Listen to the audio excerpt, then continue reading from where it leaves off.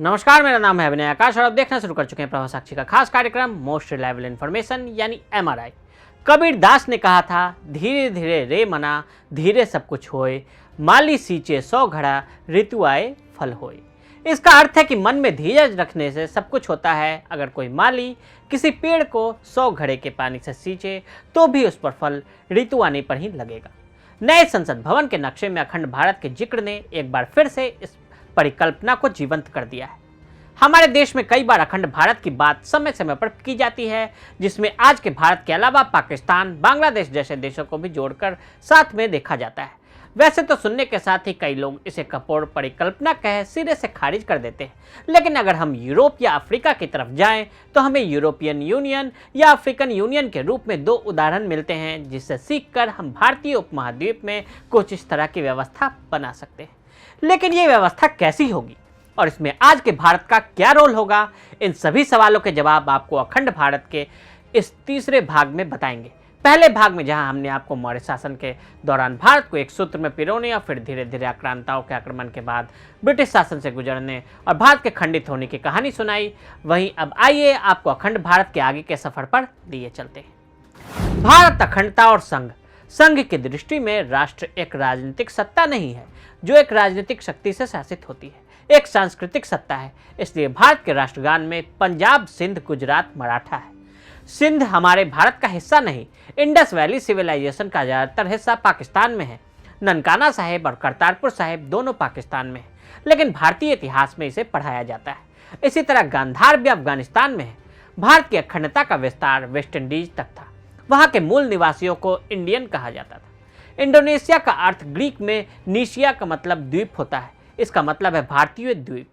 हमारा ब्रह्म संवत 1,97,40,29,124 यानी 1.97 बिलियन सालों तक की अखंडता।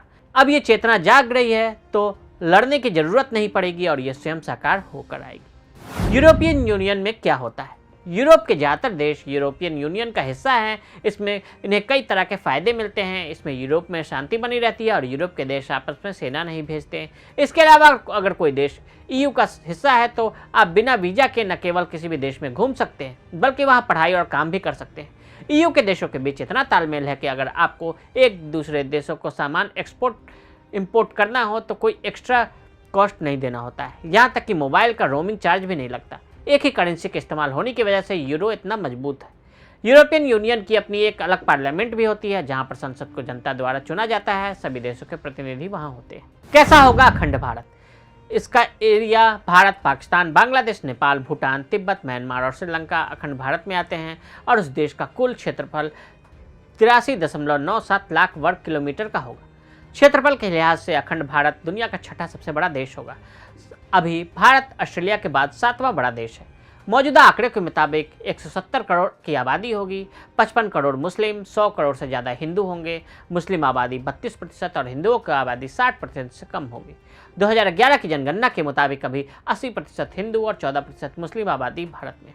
अखंड भारत की GDP 300 लाख करोड़ रुपए से ज़्यादा की होगी, जिसमें सबसे ज़्यादा GDP भारत की ही होगी। अखंड भारत अभी की तरह दुनिया की 5वीं बड़ी अर्थव्यवस्था बना रहेगा। अखंड भारत बनने से क्या फ़ायदा होगा? अभी अगर पाकिस्तान और भारत समेत सभी देश एक हो जाते हैं तो हमारा मिलिट्री का बजट लगभग आधा हो जाएगा। कोई देश किसी दूसरे को शक की निगाह से नहीं देखेगा। जब ये खर्च कम होगा तो सभी देशों में डेवलपमेंट के काम किए जा सकेंगे। इसके साथ ही चीन जैसे बड़े खतरे को भी आसानी से संभाला जा सकता है। अभी अगर पाकिस्तान और नेपाल को छोड़ दें तो सभी साउथ ईस्ट एशिया देशों के संबंध चीन से उतने अच्छे नहीं हैं। साउथ चाइना सी में 7 से 8 देशों का अधिकार है। उस पर चीन ने पूरी तरह से कब्जा किया हुआ है, लेकिन ये छोटे देश हैं, इसलिए चीन के खिलाफ बड़ी कार्रवाई नहीं की जा सकती। अगर अखंड भारत बन जाए तो चीन अपने आप लाइन पर आ जाएगा और किसी भी देश को परेशान करने से पहले 100 दफ़ा सोचेगा। क्या ऐसा संभव है? दुनिया में कुछ भी असंभव नहीं, हालांकि ये बेहद मुश्किल जरूर है। सभी देश आज आज़ाद हैं, उनका अपना संविधान है, अपनी राजनीतिक व्यवस्था है। इन्हें वापस जोड़ने के 2 रास्ते हैं। पहला ये कि जंग करके भारत इन पर कब्जा कर ले, जिसकी फिलहाल कोई संभावना नहीं है। दूसरा ये कि देश खुद ही अपनी मर्जी से अखंड भारत में शामिल हो जाएं। लेकिन इसके अलावा तीसरा विकल्प ये भी है कि EU की तर्ज पर ऐसा गठबंधन बने, एक यूनियन हो और उसका एक पार्लियामेंट हो जहां सभी देश मिलकर बिल पास करें, उस पर एक्शन लें। अभी हमारे पास क्यू ऑपरेशन के नाम पर केवल सार्क समिट है, लेकिन ये बात सभी जानते हैं कि हर साल इसका महत्व घटता ही जा रहा है। अखंड भारत के प्लान में एक बड़ा फायदा अर्थव्यवस्था को भी पहुंचेगा।